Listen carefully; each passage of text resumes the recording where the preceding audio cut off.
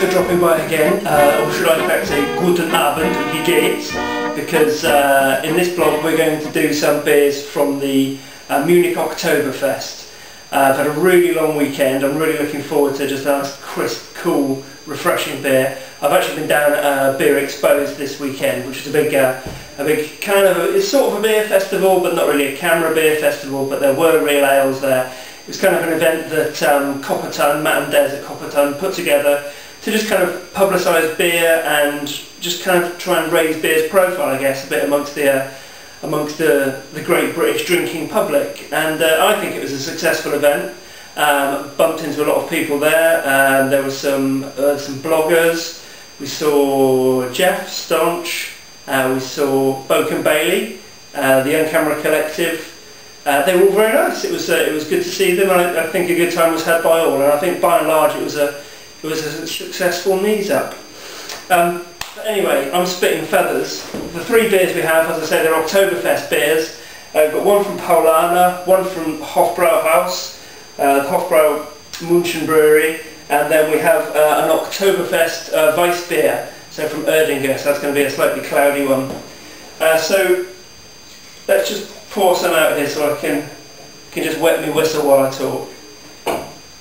So Oktoberfest beers then, traditionally Märzen, brewed in March. That's kind of the end of the brewing, or historically used to be the end of the brewing season.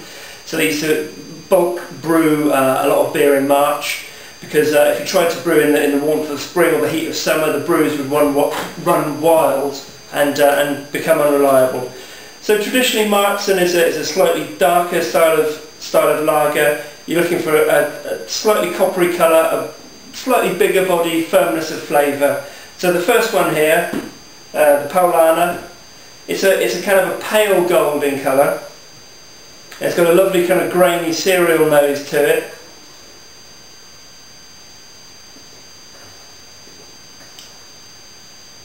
And that's nice, really nice kind of light, pale malt inflected beer. It's good, it's around 6%. I'm not sure it's the sort of thing that I want to chug back litres of, but that's how they do it in Munich, so who am I to argue? The second beer, Hofbrau Oktoberfest. Again, similar sort of colour. You might have expected it to be just a little bit darker than that to be a typical Märzen. Slightly hoppier nose. There's kind of a clear pale malt character to it, but a little bit more kind of hop character there, a little spiciness and grassiness.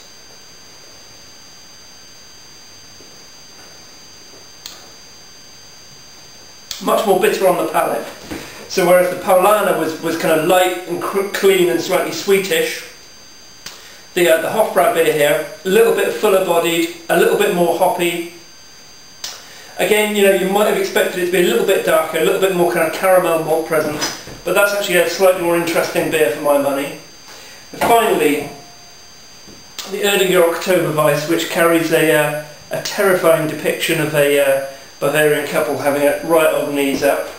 So we know it's a Weiss beer, so we know it's going to be cloudy. It's a slightly darker coppery colour, a little bit more lively in the glass. And again, you might be able to just see that's sort of slight coppery colour. Can't really see through it. And again, it's got a lovely kind of spiciness that you would expect to find in a wheat beer.